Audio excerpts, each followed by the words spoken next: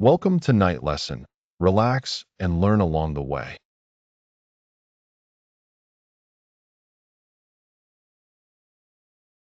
Intro Part 2: The Search for Answers. Welcome back to our journey through the silent language of the stars. Welcome to this place of tranquility, where together we continue to listen to what the infinite darkness has yet to tell us. In our first journey, we became acquainted with the fundamental voices of the cosmos. We felt how light itself becomes a time machine, traveling for billions of years across the vastness to bring us messages from the deepest past. We heard the rhythmic heartbeat of dead stars, the pulsars, those cosmic lighthouses that send their signals through the darkness with tireless precision. We felt the gravitational waves, those tiny tremors in the very fabric of space-time that tell of the most cataclysmic events in the universe. We learned about our giant radio telescopes, which listen to the universe like sensitive ears, and we heard the echo of the Big Bang itself, the cosmic microwave background, that ancient afterglow that envelops us like a gentle whisper from the birth of time. But the universe has so much more to tell. The signals we receive raise new, deeper questions that have moved humanity since the dawn of time. Are we alone in this infinite ocean of stars? Is there other consciousness out there, other civilizations that, like us, look up at the stars and listen? How can we, in the faint light of a distant star, read the chemical building blocks of which it is made? What invisible forces permeate the cosmos and shape its structures? And what tools will help us in the future to see even deeper, to understand even better? Breathe calmly and deeply. Leave the busyness of the day behind you. As you rest here, surrounded by the silence of the night, we prepare for the second leg of our journey. We will not just listen passively, but actively search. We will get to know the tools with which we decipher the secrets of light. We will understand how invisible magnetic threads run through the entire cosmos. And we will take a look into the future, at the instruments that will be available to us tomorrow. Close your eyes if you wish. Let yourself be enveloped by the infinite expanse that surrounds us. Feel how the gentle radio waves of distant galaxies are, at this very moment, passing through you, invisible and inaudible, yet present. The universe is not silent. It sings, it whispers, it tells stories.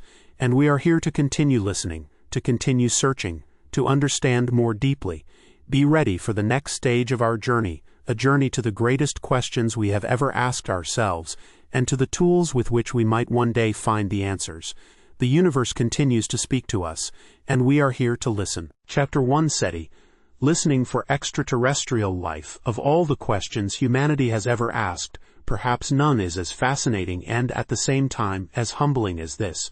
Are we alone in the universe? It is a question that must have captivated our earliest ancestors as they looked up at the countless stars on a clear night. A question that has occupied philosophers, poets, and dreamers for millennia, and which today, in an age of unprecedented scientific and technological possibilities, seems more tangible than ever before. The silent language of the stars, of which we have spoken, might contain not only the message of physics and chemistry, but also the echo of another consciousness, another intelligence, that, like us, looks up to the stars and asks itself the same question. The systematic search for signs of life beyond our planet, the search for extraterrestrial intelligence, is a relatively new endeavor. It was not until the 20th century, after we had learned to harness the electromagnetic spectrum and refine our telescopes, that we seriously undertook this task. The beginning of this journey is often dated to the year 1960, when a young astronomer named Frank Drake conducted a bold experiment.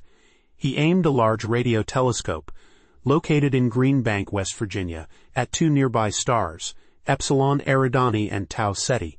These stars, only about 10 to 12 light-years from Earth, seemed to Drake to be promising candidates. They were similar to our Sun, and it was conceivable that they were orbited by planets where life could have developed. The project bore the poetic name Ozma, named after the princess from L. Frank Baum's Stories of the Land of Oz, a distant, wondrous place that can only be reached with much imagination and courage. For about 200 hours, the telescope listened in the direction of these two stars, receiving the faint radio waves coming from their vicinity, and searching for a signal that would stand out from the natural background noise of the cosmos. A signal that might show a non-natural structure, a message, a sign of intelligence. nothing of the sort was found. The results were, at least in this direct sense, a disappointment. But the true legacy of Project Ozma lay not in its results, but in its bold premise, that it was scientifically legitimate and possible to systematically search for evidence of intelligent life beyond Earth. Drake and his colleagues had opened a path, had shown that this ancient, almost mythical question could be approached with the tools of modern science. To better understand the scale of this search and the challenges it faces, Frank Drake formulated a famous equation. This equation, known today as the Drake equation, is not a mathematical law in the usual sense, but rather a framework, a tool to structure the various factors that might determine the number of communicative civilizations in our Milky Way. It begins with the rate at which new stars are formed in our galaxy, multiplied by the fraction of those stars that have planets, and then by the fraction of those planets where life-friendly conditions exist. Each subsequent factor refines the estimate. The fraction of life-friendly planets on which life actually arises, the fraction of life that evolves to intelligence, the fraction of intelligent species that develop the ability and desire to communicate into space, and finally, the average lifespan of such a communicating civilization. When one begins to fill these factors with numbers, it quickly becomes clear how great the uncertainties are. We know today, through missions like Kepler, that planets are exceedingly common in the universe. Nearly every star seems to be surrounded by a retinue of planets. This shifts the equation in our favor, increasing the probability. But at the next step, how often does life arise, even under favorable conditions? We hit the limits of our knowledge. We have only a single example, Earth. And here, as far as we know, it happened very quickly after the formation of a life-friendly climate. But is that the rule or the exception? We do not know.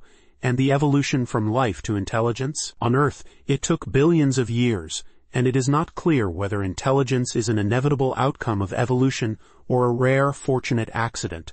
Some scientists use optimistic numbers and arrive at thousands or tens of thousands of civilizations in our Milky Way alone. Others, more cautious or pessimistic, conclude that we may be the only ones, or at least so rare, that the distances between us and the nearest intelligent neighbor could be insurmountably large. The Drake equation is therefore less an answer than a well-formulated question. It shows us what we need to know to make an informed estimate, and it illustrates the immense extent of our ignorance. But it is precisely this ignorance that makes the search so exciting. Every discovery, every new exoplanet, every better understanding of the origins of life or intelligence adds another piece to the puzzle and refines our picture. In 1974, scientists took another almost playful step in this endeavor. On the 16th of November, the day of the inauguration of the upgraded Arecibo radio telescope in Puerto Rico, a short message was sent into space. This message was directed at the globular cluster M13 in the Hercules constellation, a collection of hundreds of thousands of stars, about 25,000 light-years away from us. The message itself was encoded in binary form, a pattern of 1,679 zeros and ones.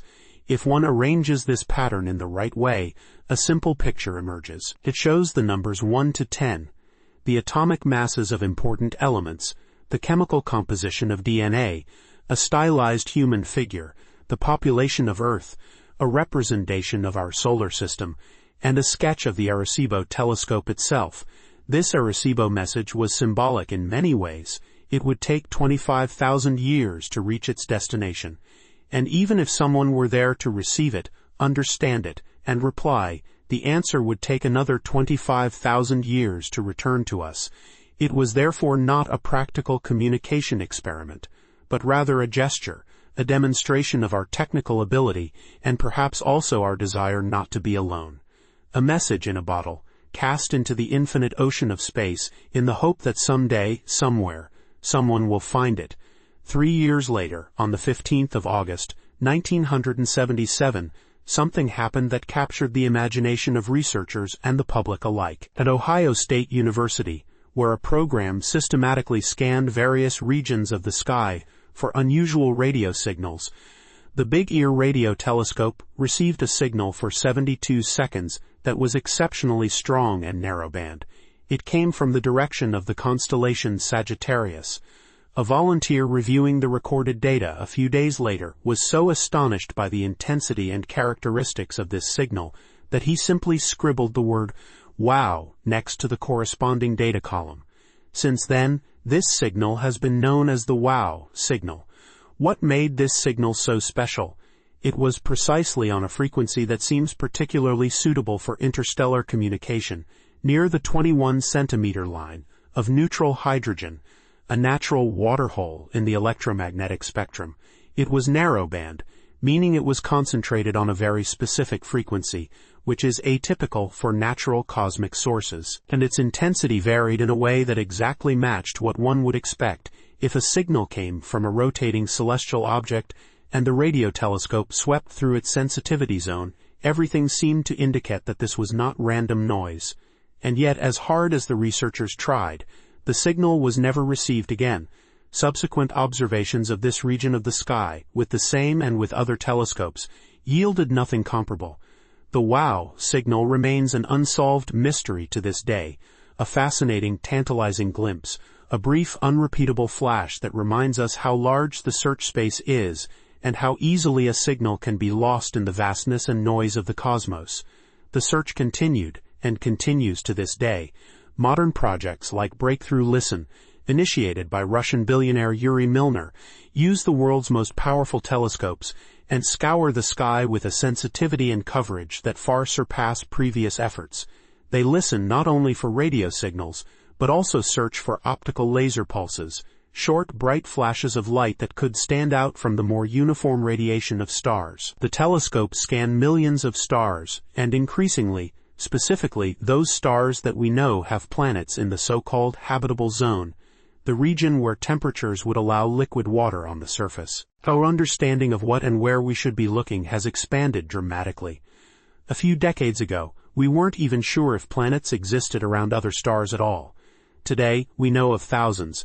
The Kepler Space Telescope, which surveyed the sky from 2009 to 2018, discovered more than 2,600 confirmed exoplanets. Among them are some that seem remarkably similar to our Earth. In 2017, scientists announced the discovery of the TRAPPIST-1 system. This system, only about 40 light-years away from us, hosts a cool red dwarf star, orbited by at least 7 Earth-sized planets. And what's remarkable is that 3 of these planets are in the habitable zone. Liquid oceans could exist on their surfaces. It is still too early to speculate about life there, but this discovery shows how common worlds could be where the conditions for life as we know it are present.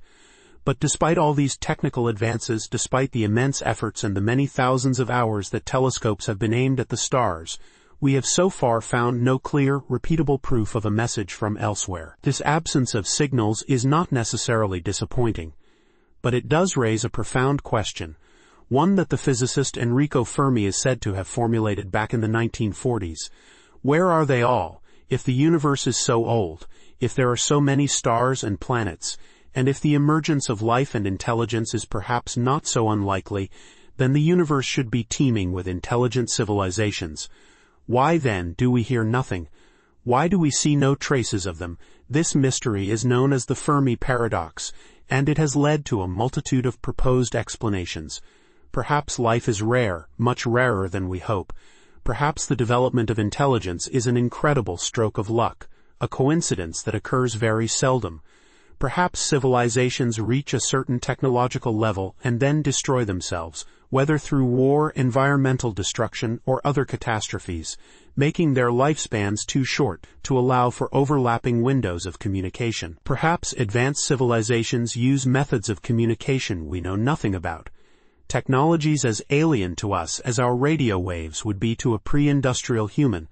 Perhaps they are out there, have already discovered us, but choose consciously not to intervene or reveal themselves.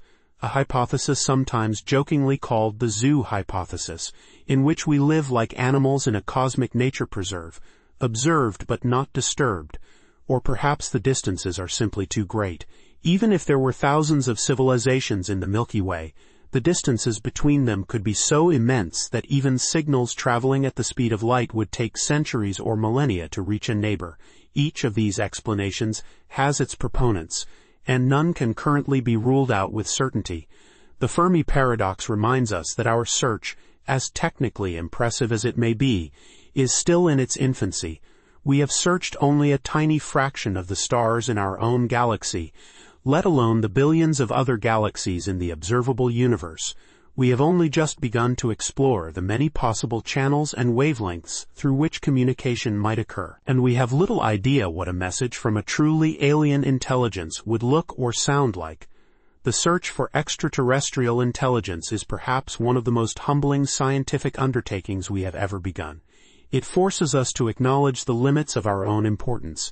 It raises the possibility that we, despite all our achievements, may not be unique, that there could be other thinkers, other dreamers, other observers of the cosmos, and at the same time, even if the silence persists, even if we receive no answer for now, this search is not in vain, because in the process of searching we learn an immeasurable amount about our own universe.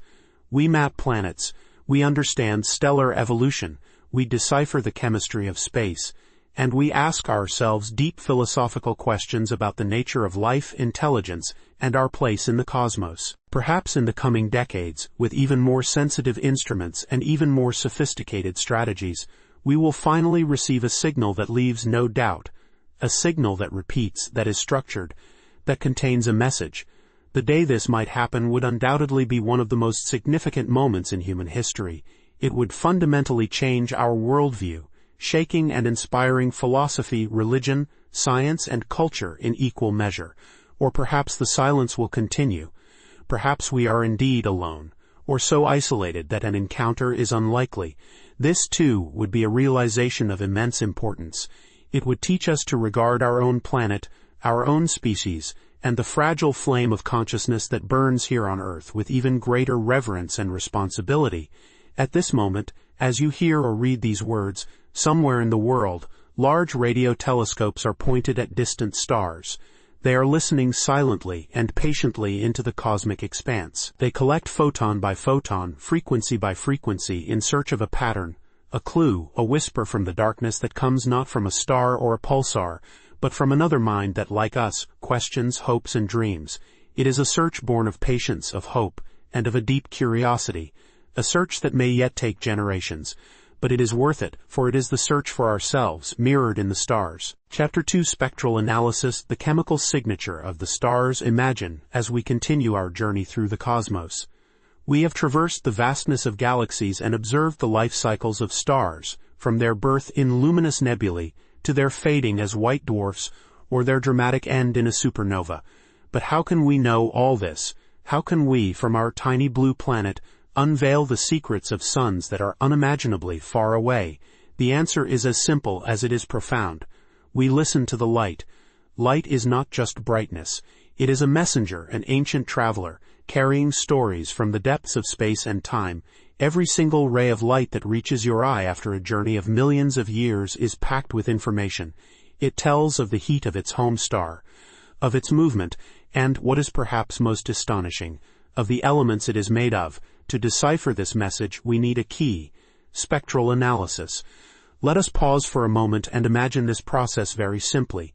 Think of a sunbeam passing through a glass prism. You know this image. The white light fans out into all the colors of the rainbow, a continuous band from red through orange, yellow, green, blue, to violet.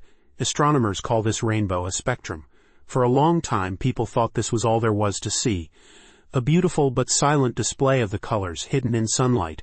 But in 1814, a German optician named Joseph von Fraunhofer made an observation that would forever change our understanding of the universe. As he looked at the solar spectrum through his newly developed, exceptionally pure prisms, he noticed something strange. The rainbow was not perfect. It was crossed by hundreds of fine, dark lines, as if someone had drawn delicate scratches in the band of light with a tiny, precise needle. These lines, known today as Fraunhofer lines, were like a secret code, a hidden script in the light of the sun. What were these mysterious dark stripes? They were the shadows of atoms. Imagine the light leaving the glowing hot interior of a star as a perfect continuous spectrum. On its way out, however, it must travel through the cooler, outer gaseous layers of the star, and in these layers await the atoms of the various elements: hydrogen, iron, calcium, and many more.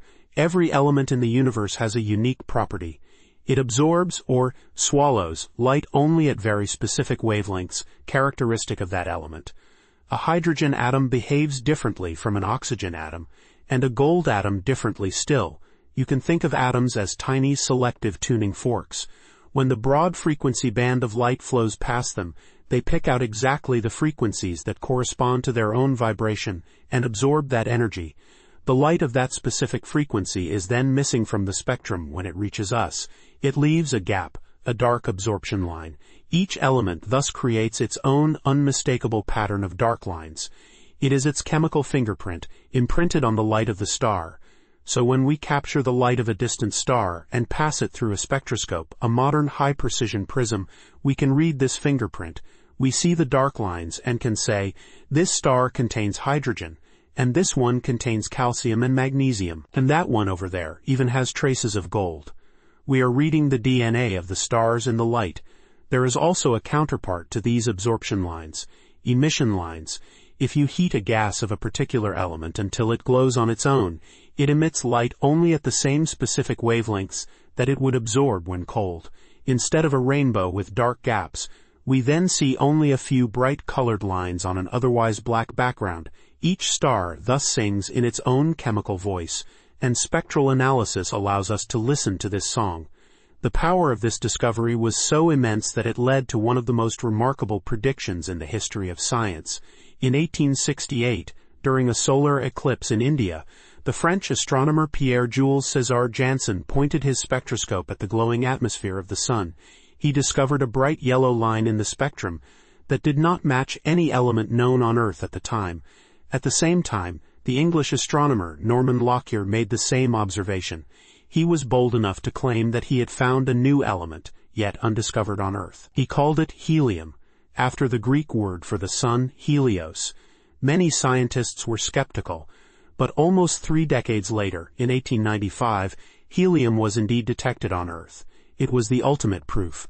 We could study the chemical composition of the stars and even find elements in the cosmos before we discovered them under our own feet. But the code of light reveals even more. It speaks not only of composition but also of motion. You may know the Doppler effect from a passing ambulance. The pitch of the siren seems higher as it approaches you and lower as it moves away.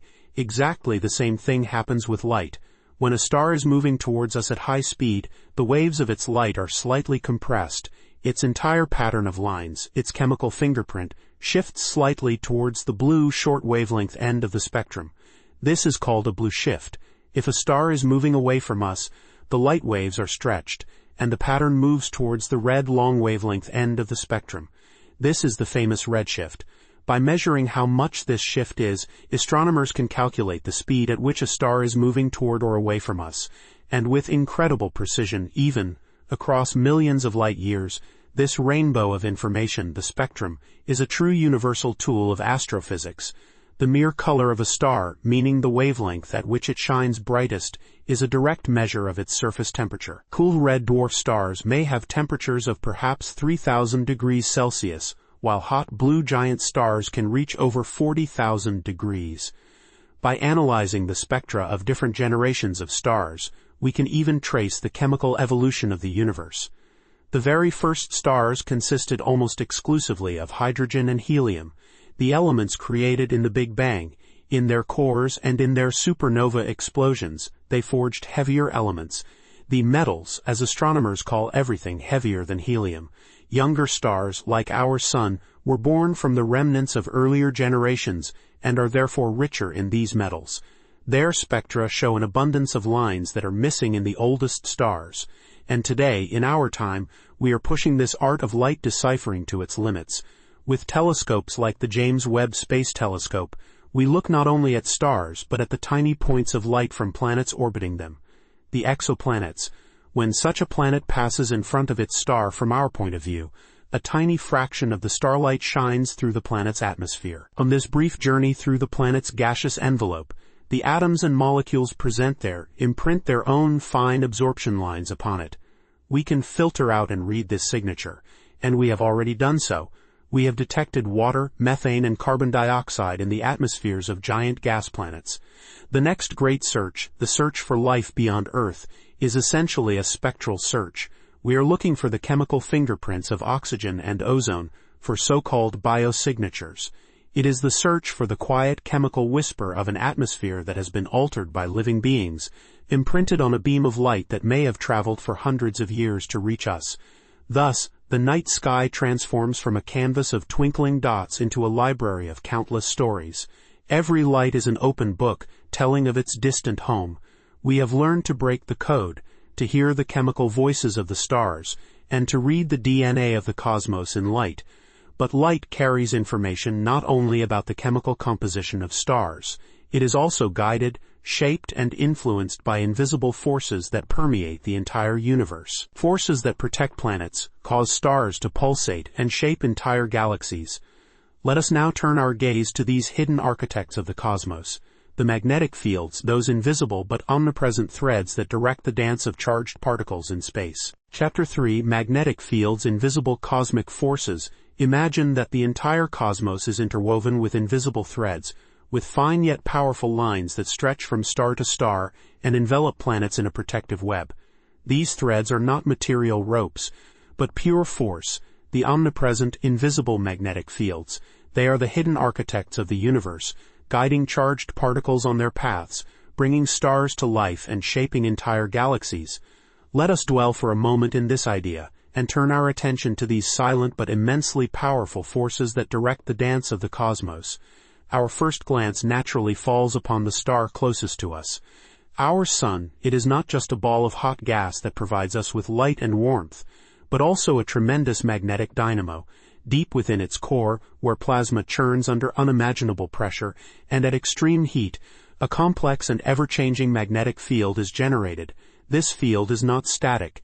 It pulsates and breathes in a majestic rhythm. The sun exhales magnetic storms in a cycle that repeats approximately every 11 years. During this time, its magnetic activity goes through a maximum and a minimum. And its poles, the magnetic north and south poles, even swap places. When the sun is in its active phase, its surface becomes a seething canvas of magnetic phenomena. Perhaps the best known of these are sunspots. At first glance, they appear as dark blemishes on the radiant photosphere. But in truth, they are not spots, but vast areas where the sun's magnetic field is so strong that it breaks through to the surface. These concentrated magnetic field lines inhibit the rise of hotter plasma from the sun's interior. That is why sunspots are cooler than their surroundings. Imagine a vast area, often larger than the Earth itself, with a temperature of only about 4,000 degrees Celsius, while the surrounding plasma glows at a scorching 5,700 degrees. This contrast makes them appear dark, a cool eye in the heart of a stellar fire. But these spots are more than just cosmic blemishes. They are the breeding grounds for some of the most violent eruptions in the solar system. When the complex magnetic field lines above a sunspot become tangled, rearrange, and suddenly snap, an unimaginable amount of energy is released.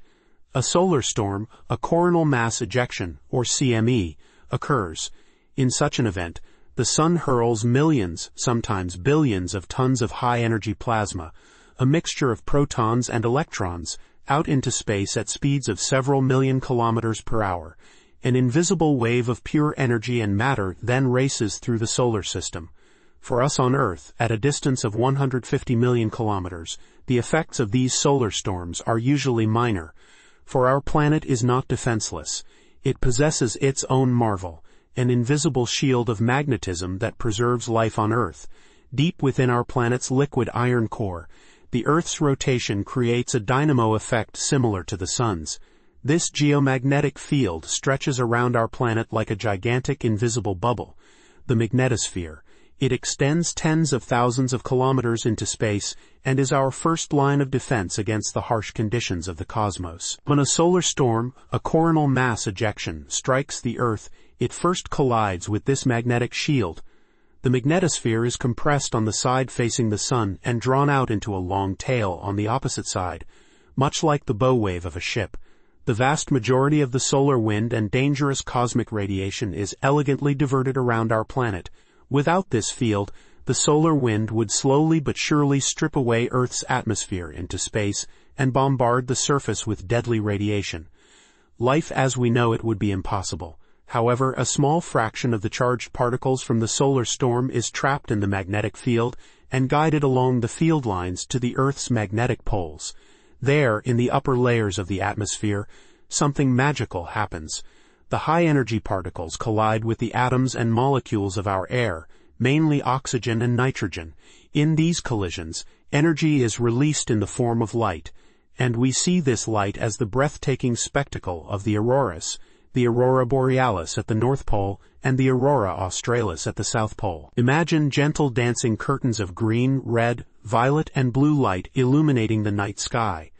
They are nothing less than the visible manifestation of our planet's protective embrace, a silent conversation between the Sun and Earth, playing out at altitudes of up to 1,000 kilometers above our heads. The power of these solar storms, however, should not be underestimated. The most powerful storm ever documented was the so-called Carrington event in 1859. At that time, the auroras were so bright and widespread that people in the Rocky Mountains could read newspapers at night, and they were even visible in the Caribbean.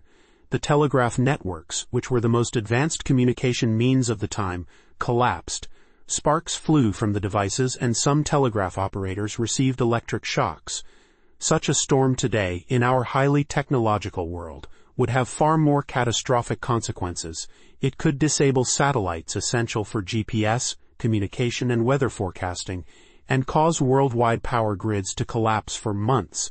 Thus, the distant magnetic activity of the Sun becomes a very real threat, reminding us how interconnected our lives are with the forces of the cosmos. However, Earth's magnetic field is not the only one in the solar system. Every planet with a liquid conductive core has one. The gas giant Jupiter, for instance, is the magnetic king of our solar system. Its magnetic field is almost 20,000 times stronger than Earth's and creates a magnetosphere so large that it would appear bigger than the full moon in the sky if we could see it. This immense field traps not only particles from the solar wind, but also material from its volcanically active moon, Io. The auroras on Jupiter are permanent and many times more energetic than those on Earth.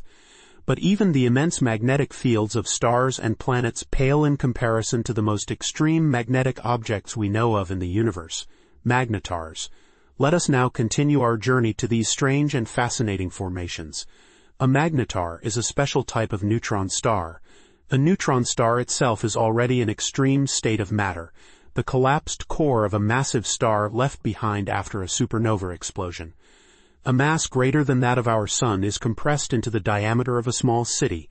The matter is so dense that a teaspoon of it would weigh as much as Mount Everest. A magnetar is a neutron star with an unimaginably strong magnetic field. While the Earth's magnetic field is sufficient for compass navigation, a magnetar's is a quadrillion times stronger. A quadrillion, that is a 1 with 15 zeros. This number is so large it defies our everyday imagination. To put it in perspective, if a magnetar were at the distance of the moon, it would erase the information from every credit card on Earth. If it came closer, its magnetic force would tear apart the atoms in our bodies. These objects are the strongest magnets in the universe. Their magnetic fields are so powerful that they distort the fabric of the vacuum around them, and occasionally cause tremendous gamma-ray bursts that can be measured from the other side of the galaxy. These invisible lines of force, from the gentle fields of our home planet to the monstrous fields of magnetars, permeate the cosmos and shape it in subtle and dramatic ways. They are the silent guardians of life and the architects of cosmic catastrophes. As we rest here in the silence of the night, we can imagine how these forces work, how they protect our planet from the solar wind, how they paint distant lights in the polar skies, and how they forge objects of unimaginable power in the depths of space. They are part of the great mysterious fabric of the universe that we are only just beginning to understand. And in this understanding lies a deep, calming connection to all that is. The journey through the wonders of the cosmos continues, to other forces and phenomena waiting to be discovered in the silence of the night. Chapter 4: The Future of Astronomical Observation. Our journey through the silent language of the stars has taken us to the beginnings of time, to the rhythmic pulses of dead stars, and to the ripples in space-time itself. We have learned how the universe speaks to us, in light and gravitation, in radio waves and chemical signatures. Now let us turn our gaze in the opposite direction, not back but forward. Let us ascend higher beyond the present and take a glimpse into the future of astronomical observation. The instruments we create today are the heirs to millennia of human curiosity. They are our modern cathedrals, built not of stone but of glass, steel, and data, and they look deeper into space than our ancestors could have ever dreamed. Imagine us floating weightlessly in the deep black of space, 1.5 million kilometers from Earth, at a place of quiet cosmic balance. Here, at the second Lagrange point, a technological marvel dances in the sunlight. The James Webb Space Telescope. Since the year 2022, it has revolutionized our view of the universe. Its huge primary mirror, a mosaic of 18 hexagonal segments nearly 7 meters wide, glows with a warm gold. This gold coating is not merely for decoration. It is perfectly optimized to capture the faintest and oldest light of the universe, infrared light. The James Webb Space Telescope does not see the cosmos as we do with our eyes. It perceives the heat emitted by distant objects. It can peer through the dense cold clouds of cosmic dust and gas that are impenetrable to ordinary telescopes. Imagine looking at a dense wall of fog. The James Webb Telescope can see through it, as if the fog were just a gossamer veil. Behind it, the hidden birthplaces of new stars and planets are revealed. We see glowing stellar nurseries where matter is condensing into new suns. We can analyze the atmospheres of planets orbiting alien suns, light years away. The telescope captures the light that passes through the gaseous envelope of these distant worlds and breaks it down. In this light spectrum, like a cosmic barcode, we can read the chemical signatures of water, methane, or carbon dioxide.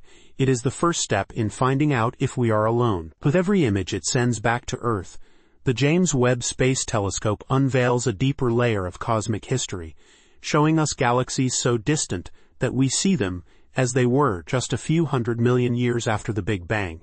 Now let us return from the cold silence of space to Earth, but to one of the driest and clearest places on our planet. We travel to the Atacama Desert in Chile. Here, on the summit of Cerro Armazones, another monument to human curiosity is taking shape. The Extremely Large Telescope, or ELT. Imagine a mirror as large as half a football field. With a diameter of 39 meters, the ELT's primary mirror will be larger than all previous optical telescopes combined. It is composed of nearly 800 hexagonal segments that work together to form a single perfect image. When it captures its first light around the year 2027, it will be like a giant eye gazing from the Earth into the sky. This eye will see 100 times more sharply than the Hubble Space Telescope. It will be able to digitally compensate for the Earth's flickering atmosphere, which makes the stars dance and twinkle for us. The technology called adaptive optics uses lasers to create artificial stars in the sky. Sensors measure how the light from these lasers is distorted by atmospheric turbulence, and in a flash, they deform a flexible mirror inside the telescope to correct for these distortions. The result is an image of incredible sharpness, as if there were no atmosphere. With this precision, the ELT will be able to directly image planets orbiting nearby stars. We will see them as tiny, separate points of light next to their parent star. It will track the motion of stars at the edge of the supermassive black hole at the center of our Milky Way with unprecedented accuracy, putting Einstein's theory of relativity to the test under the most extreme conditions. But our quest for knowledge is not limited to visible light. We are building ever larger ears to listen to the universe. Instead of a single giant instrument, now imagine a network stretching across 2 continents. This is the vision of the Square Kilometre Array, or SKA, in the vast unpopulated plains of South Africa and Australia. Hundreds of thousands of antennas will be erected. In South Africa, they will be graceful dishes, like metallic flowers in the Karoo Desert.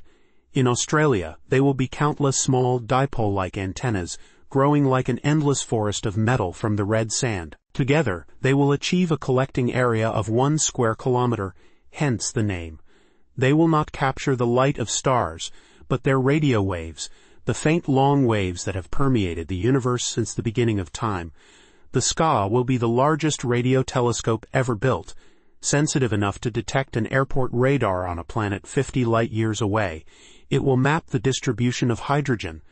the most abundant element in the universe, providing us with a three-dimensional map of the cosmic structure from the beginning until today. It will listen for the rhythmic signals of pulsars, the extremely dense remnants of exploded stars, and use them as a precise cosmic clock to detect the mysterious gravitational waves. The sheer volume of data the SCA will produce boggles the mind. More than the entire internet traffic of today, artificial intelligence will be essential to find the subtle melodies of the cosmos in this noise of data. And finally, we leave the Earth again and venture to the limits of our technological imagination. Imagine not seeing or hearing the universe, but feeling it. This is the mission of LISA, the Laser Interferometer Space Antenna. LISA will consist of 3 satellites following the Earth in its orbit around the Sun. They will form a perfect triangle in space, with sides of 2.5 million kilometers each. That is more than 6 times the distance from the Earth to the Moon. Between these satellites, laser beams will be sent back and forth. LISA is designed to feel gravitational waves, tiny tremors in the fabric of space and time itself. When a massive cosmic catastrophe occurs, like the collision of 2 supermassive black holes in a distant galaxy, these waves spread through the universe like ripples on a pond. When they reach LISA, they change the distance between the satellites by a fraction of the diameter of an atom, but the incredibly precise lasers can measure this tiny change. LISA will open up the universe of gravitational waves in the low-frequency range, a window that is closed to ground-based detectors. We will hear the slow, majestic dances of black holes orbiting each other for millions of years before they merge. We might even hear the echo of gravitational waves from the very first seconds after the Big Bang. Each new generation of telescopes reveals deeper secrets while simultaneously raising new questions. With these future instruments, we hope to search the atmospheres of Earth like exoplanets for signs of life. We want to find the very first galaxies that ignited from the darkness after the Big Bang. We may not see the enigmatic dark matter that holds galaxies together directly, but we will map its effects with unprecedented clarity. And we will try to understand the even more mysterious dark energy, the force that is accelerating the expansion of the universe. The future will give us answers to questions we can barely formulate today. Perhaps we will even find signals that are not of natural origin. Our journey through the silent language of the stars has shown us how the universe speaks to us. Through light that has traveled for billions of years, through gravitational waves that shake the fabric of space-time, through the rhythmic pulse of dead stars. It now leads us to a time when our eyes will be made of golden mirrors and our ears of continent-wide antennas. The search remains the same, to understand our place in this immeasurably vast, wonderful, and silent universe. And as we continue to listen and look with ever finer senses, we pause for a moment in the silence and wonder of what is yet to come. The sky above us is not the limit, it is just the beginning of our journey. Outro. We are all stardust. Our journey through the silent language of the stars is drawing to a close for today. We have listened as light carries ancient stories to us across billions of years. We have felt the gentle echoes of gravitational waves that make the very fabric of space-time vibrate. We have heard the rhythmic pulses of distant neutron stars, cosmic lighthouses in the infinite darkness. We have learned that the universe is not silent. It communicates in countless ways, in frequencies and vibrations, in patterns and signatures that we are only just beginning to decipher. But perhaps the deepest and most immediate message of the cosmos is one that we do not receive with telescopes or detectors, but carry within ourselves. The great astronomer and poet of science Carl Sagan summarized this profound truth in a simple, immortal sentence: "We are made of stardust." Let us linger on these words for a moment.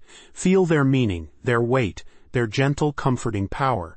This is not mere poetry, but a scientifically established fact, one of the most astonishing discoveries of modern astrophysics. Every single atom in your body, with the exception of the oldest hydrogen atoms created directly in the Big Bang, was forged in the heart of a star. Imagine that for a moment. Long before the Earth existed, long before our sun was even a thought in a cosmic nebula, giant luminous stars existed. In their centers, under unimaginable pressure and at temperatures of many millions of degrees, a constant magical alchemy took place. Simple hydrogen atoms, the basic building blocks of the universe, were fused into heavier elements by the untamable force of nuclear fusion. In these stellar furnaces, carbon was created, the fundamental framework of life, the stable backbone for the complex molecules that make you who you are. Every thought that flows through your consciousness, every memory stored in your brain, is based on networks of neurons built on carbon. This carbon traveled across light years and eons to be a part of you today. There, inside those stars, oxygen was also born.